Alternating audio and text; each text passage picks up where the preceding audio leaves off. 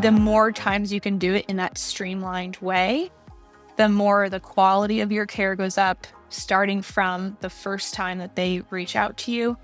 The efficiency goes up because you're doing everything the same way every single time. And that lowers your cost. It lowers the amount of time. It lowers your anxiety because you know what needs to happen every single time. And so if you can just shut your brain off and be like, oh yeah, I know what the next step is. I got it. Then that's one decision you can take away from that giant bucket of decision fatigue that we all have. Earning extra income outside the therapy office is the burning question many therapists have. Along with that burning question comes 5 burning fears about creating products outside the therapy office. Burning fear number 1, what if nobody signs up? Number 2, what if people will not pay for what I know? Number 3, what if I don't know how to market it? Number 4, what if the technology is way too complicated? And number 5, what if I choose the wrong topic? Join Launch a Workshop in 30 days and start extinguishing those fears so you can explore new ways to earn income without adding more client-facing hours. Check the show notes for the registration information for this webinar that was recorded on July 31st.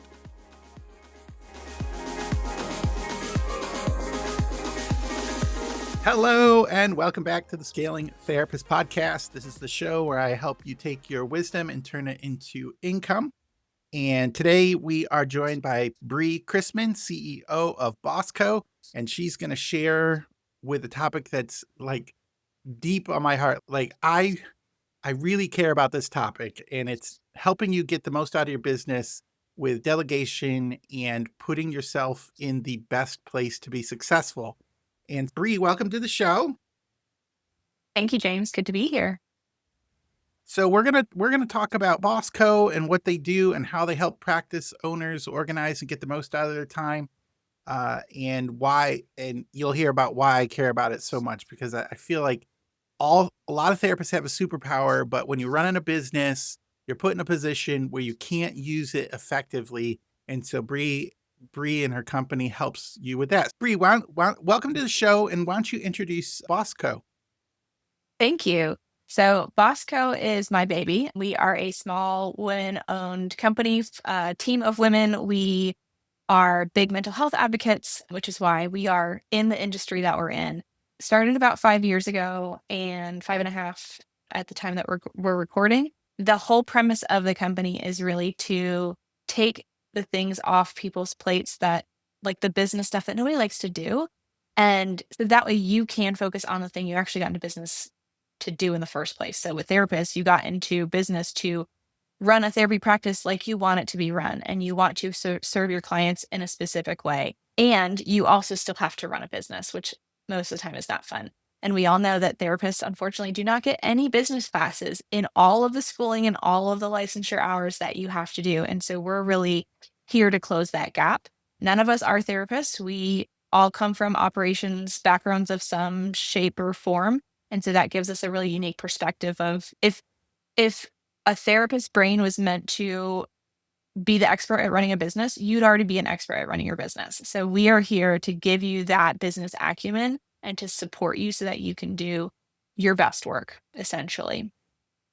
Yeah, absolutely. And the therapists have this special gift. They know how to talk to people and get them to the deep levels, the heart pain, and like move and transform. Just think about how difficult it is to do any type of change in your own life. And therapists do that all day, every day, getting people to see the truth and change. And yet now running a business might not be the thing that they love the most. It's the necessary evil of trying to help people. It's hard. Yeah, absolutely. It's hard. Like, let's just say it. It's a hard thing to do. Running a business is not for the faint of heart. And I always talk about, if I was called to be a therapist, I would love to be. That's kind of like, if I had another life to live, I would love to be a therapist, but I have an operations brain. And so my whisperer, therapists are heart whisperers and soul whisperers. I'm an operations whisperer. I'm a puzzle whisperer. And so I am able to see the things, the problems and the issues and the inefficiencies in the business side of things and work my magic on that front so that, again, you can do what you do best. And also, so you're not running around with a chicken, like a chicken with your head cut off and realizing, oh my gosh, I have 20 clients. I have to do all my notes, but also I have to put up a new job application for a new therapist and I have to do this marketing thing and I have to do my taxes and this and this and this and this and this. And so there are things that you have to do as a business owner, but there are so many ways to alleviate that stress and that chaos so that you can run your practice calmly and in a way that's more proactive than reactive. I love how you say proactive rather than reactive, because a lot of times we're just putting out fires. Like, what email Yep. came in, who's complaining, what's on the back burner that's about to burn up. And you spoke a lot about operations. What is your definition of operations? When somebody says operations, I know how to do therapy, but this operations, what is that? Yeah. I find that when you say operations to people, even not in the mental health industry, just in general, you get this glazed look over people's eyes and they're like, yeah, I know what that means. So the easiest way that I describe it is operations are a set of processes that run in your practice that all kind of work together. If you think of a watch with all of the wheels that all turn together, that's an operation, and each wheel is a process. And a process is really just a combination of things that need to happen, and they happen more than once. So, Mm. talking about a client onboarding is a process, billing is a process, notes is a process, bookkeeping is a process. And probably bookkeepers would argue that it's a number of processes, but that's really what operations are when you break it down. It's really just how your practice runs day to day in a way that collaborates together. I like the watch example because you need all the gears to turn, right? If there's Yep. a loose gear, a gear that grinds, a gear that's got dirt in it, and it stops turning very well, it messes everything up. Everything Yeah. has to work together.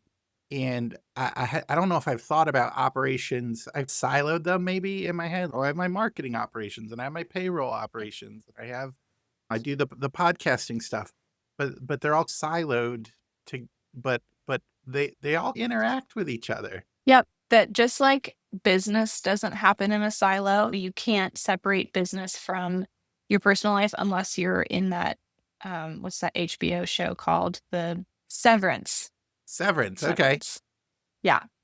Because the HBO show Severance, where you cut between your personal life and your work life, that doesn't happen in real life. And so Mm-mm. having the silo, each thing in a silo, it doesn't really work because things are always going to bleed over and interact. And if you are a type A person, have them perfectly siloed, you're going to be really frustrated when they don't stay in their little boxes.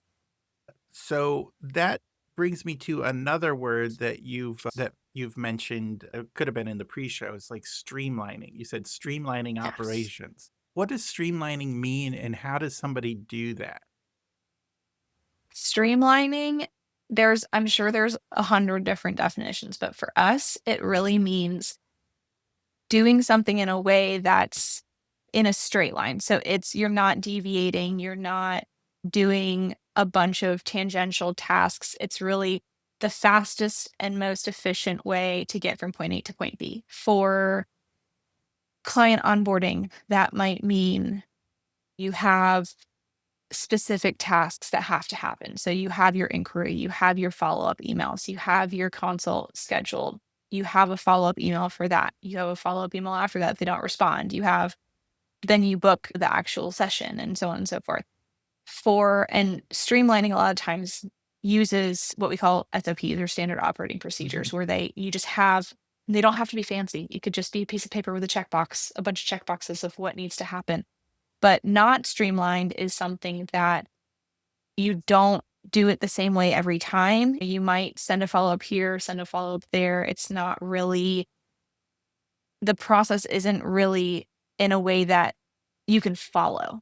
And so that's another part of the streamlined is that it is a that path that you created from point A to point B, you can follow it multiple times. And so that's where those standard operating procedures come in, of being able to just document what you're doing. And when you streamline and have that document, or just being able to do this process of, I always use client onboarding as an example, because everyone needs client onboarding.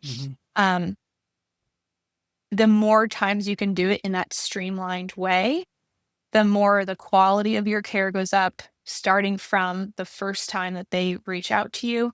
The efficiency goes up because you're doing everything the same way every single time. And that lowers your cost. It lowers the amount of time. It lowers your anxiety because you know what needs to happen every single time. So you're not having, okay, what do I need to do for client onboarding next? Because we all know there's 8,000 things going through your brain at every given second. And so if you can just shut your brain off and be like, oh yeah, I know what the next step is, I got it, then that's one decision you can take away from that giant bucket of decision fatigue that we all have. Hmm. Yeah, it's not luck, it's by design. If somebody gets quality Yes. care, it's not luck that you remembered to send the email, or you remembered to follow up, or they got the bill on time, or they were reminded to reschedule. It's not luck, it's designed in the process. And Yep. just listening to you talk about all the things that need to be due raise the anxiety a little bit, like, of everything that has to be done to do a successful client. If you're just winging it, or if you're like, oh, I got to remember to do this, I got to remember to do this, and you don't have the plan, that is just a lot of stress and anxiety, not just once a Yeah. day, but like once a client. So Yeah. that's I remember, I think it was Getting Things Done. David Allen wrote a book about, and he said the brain remembers tasks, and if you don't close that loop, it's going to remember the task whether it's big or little. Yep. Did I lock the door is a task? Did I return the client's calls a task? Did I answer all these emails? That's a task. And if you don't have a plan for it, your brain is going to pick at you, and it doesn't decide what's a big task to remember or a small task to remember. It'll remember all of them at random times. And that's where a lot of the anxiety comes from, I think. Yeah. When we talk to our clients about efficiency and like delegating and things like that, it's not just physical, it's the mental load that you carry as well. Again, with that decision fatigue, your decision bucket, the mental load. If you have a streamlined process, if you have a process, a set of tasks that you have written down that, okay, I can check those off, the mental load goes away. And so you're not having to not only remember what the tasks are, but to remember to do them. And so those are the things that keep you up at, or wake you up at 2 a.m. when you have to get up to go to the bathroom and you're like, oh, wait, did I do this and this and this? And instead of going right back to sleep, now you're awake for 45 minutes and you're stressed out, and then your sleep goes a mess, and it's just a vicious cycle. But that mental load it's just as important as the physical load of what you're doing. Oh, I would definitely agree, especially since a lot of the work therapists do is so emotional. Like it's in the mental space. If you're taking up the mental space for trying to remember these things without a plan, without SOP, without the streamlined process, you're gonna be worn out. It's gonna be Yeah. exhausting. And yeah, definitely support this type of work, and knowing that you might not be the best at making the plan, but you can follow a plan. If you have somebody, that's got your back and can help you make this plan, and support you, that's going to be so much relief that you can just be like, I'm gonna run my business now, or I'm going to see my client. I have more time to see my clients now because I'm not doing all these other things. Maybe So not time, but you have more mental space to see your yeah, clients.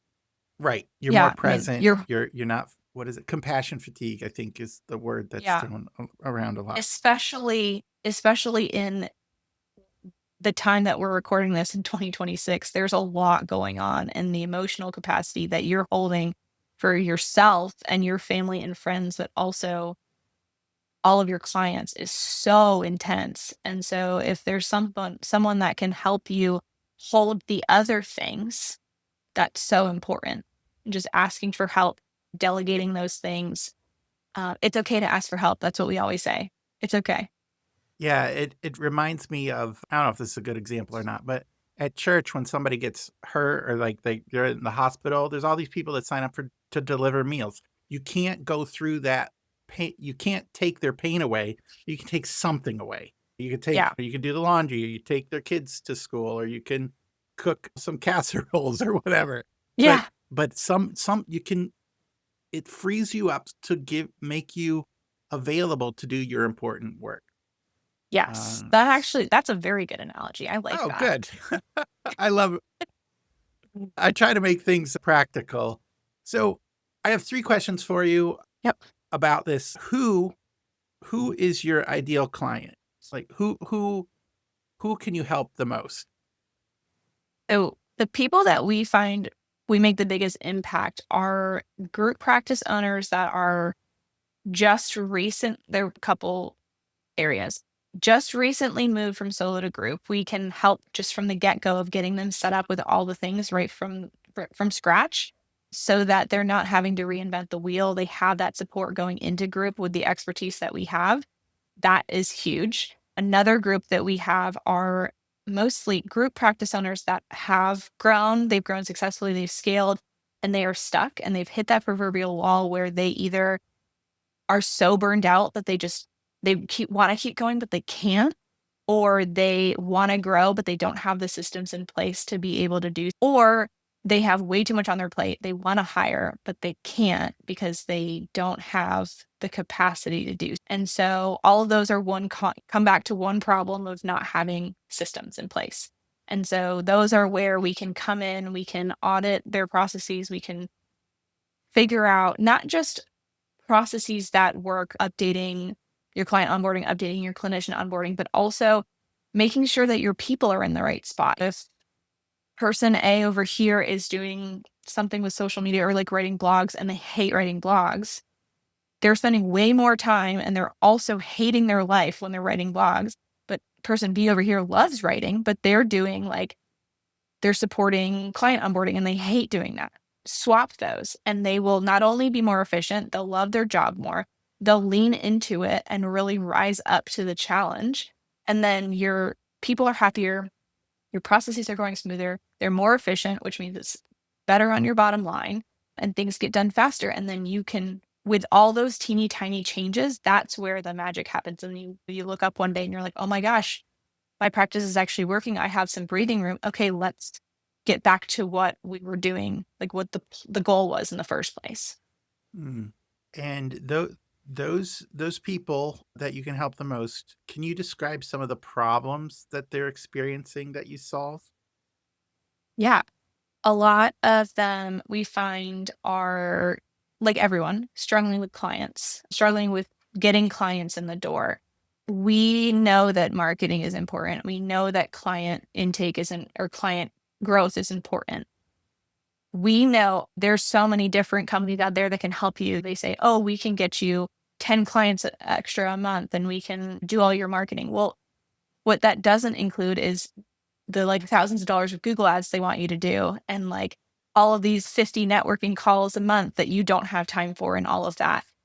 We look at let's get you optimized as much as possible in all your profiles and your website and all of that. And then let's make the barrier to entry super, super easy to get on a call with you and then make the intake process amazing so that the client feels supported from the first point of contact.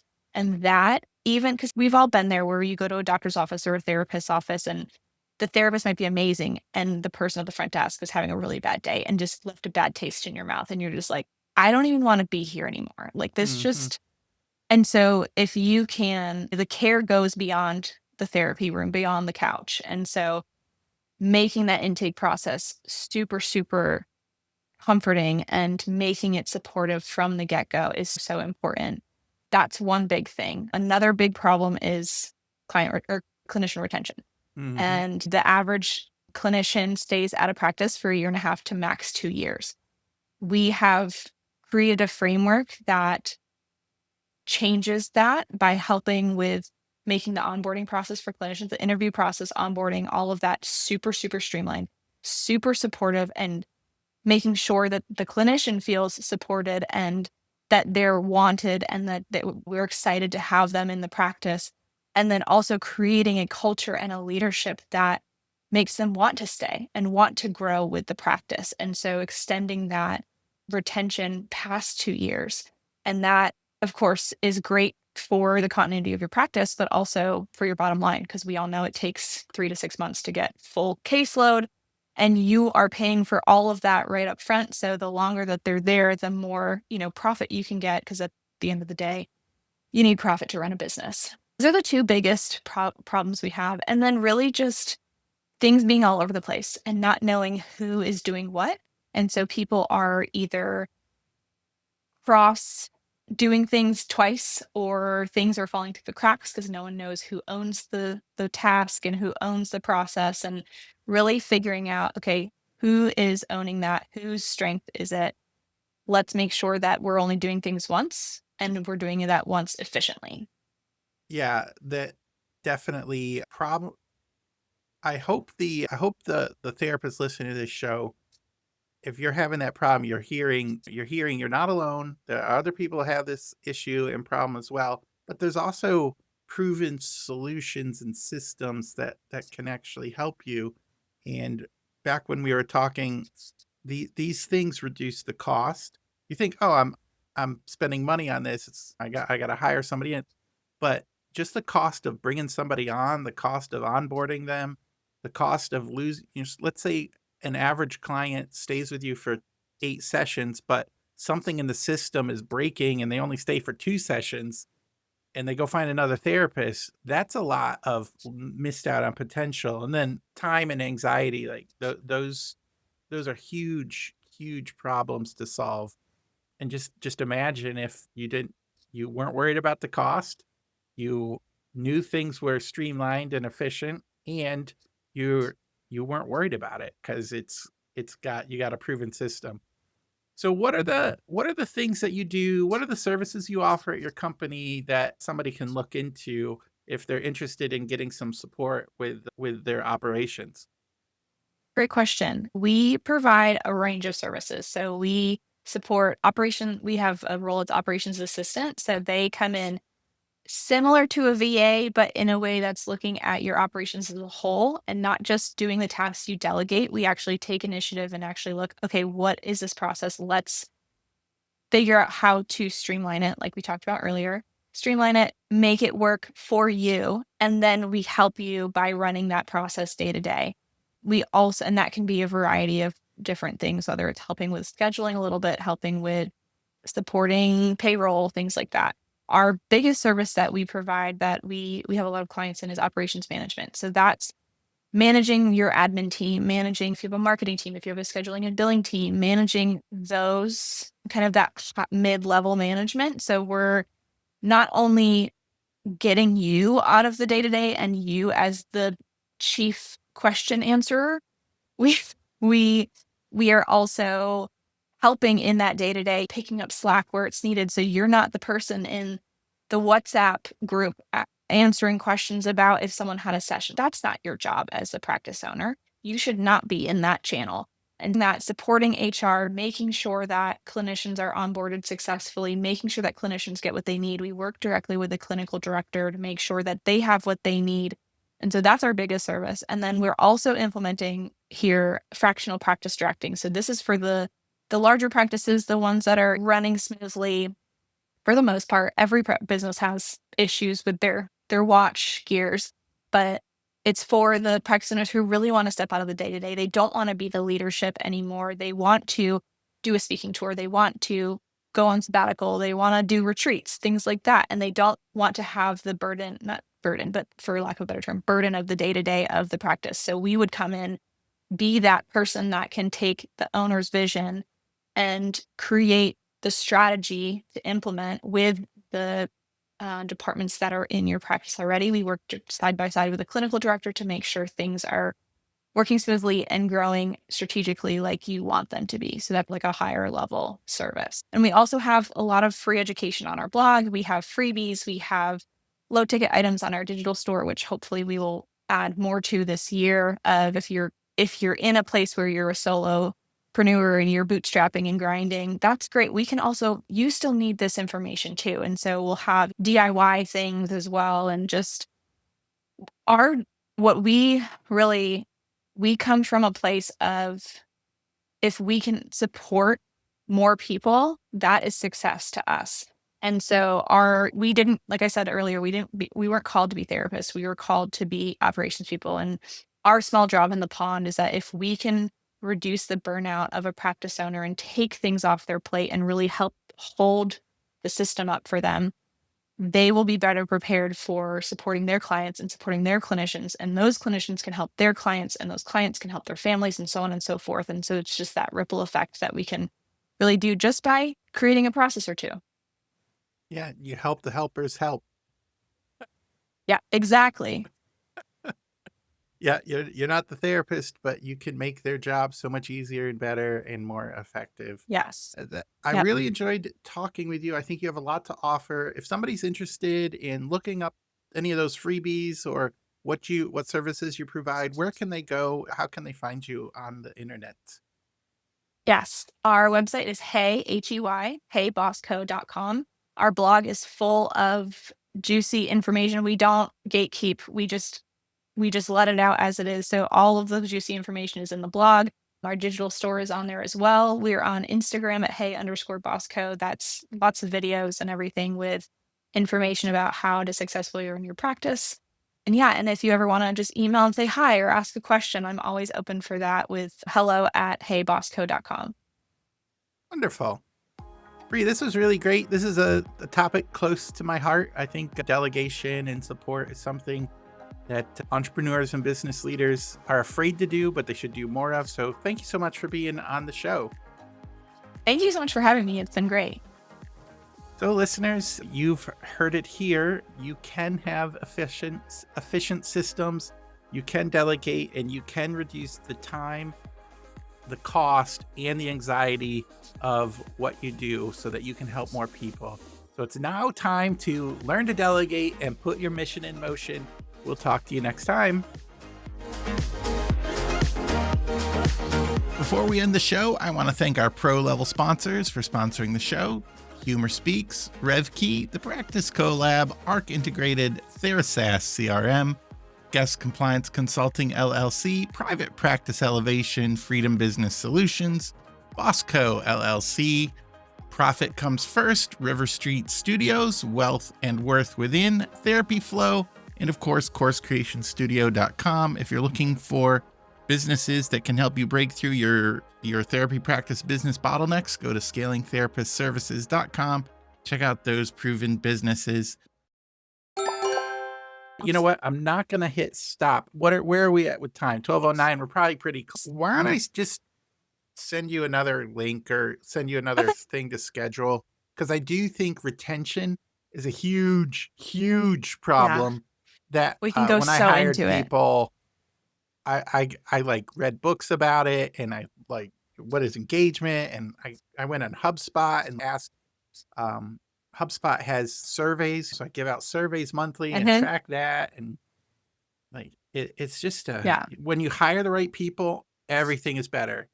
Everything is better. When you hire the wrong people, it's so painful. So I think so that painful. would be a good conversation to have, because if they continually hire the wrong people, they're never going to do the other things that they want to do. You will just be mired. And they'll never be able to see the vision that could actually happen, which is part of it too. And I'm happy to give like juicy details, like actual step-by-step things. And we actually have a case study that we're working on that is about client retention. We have a therapist owns a massive practice. It was a very toxic culture, a lot of big brothering, but it gotten to the point now where people were offboarding like every month. And now we haven't had anybody offboard in 6 months. And the only reason she did was because she started her own practice because she got fully licensed. And the culture has changed so drastically where they're growing. They've, I think, added like 20 clinicians since we came on and implemented all of that. And the owner is taking a client sabbatical for the first time ever. So like, he's super excited. Like he's a very hands-on, I need to do all the things. And so the fact that he's doing whatever he needs to take a client sabbatical to. It's just really cool. Yeah, we can bring in all the information of like what we do. And I don't know if you're open to this, but my operations manager is like our HR people ops guru, and she's the one that's implemented all of this stuff. I don't know if it would be Yeah, we interesting could to do it have both of like us on. Oh, I was saying, I didn't know if it would be helpful to have both of us on, to have like yeah, the we could owner do that. side and the HR side. That could be cool. Yeah, operations and HR. They're often seen as different. I have my operations Yeah, and manager, I they're have not. my practice manager, and then if I'm in a problem with people, I go to HR. But I really do like the watch analogy because, like, when a Yeah, watch is ticking, it keeps perfect time. It like you're off by seconds in a year or something, and if it's broken or it's not working right, like you can't trust it. And so I do yeah, the watch analogy. yeah. We can Feel free to steal reschedule. it. What? Yeah, I Just steal definitely. the analogy.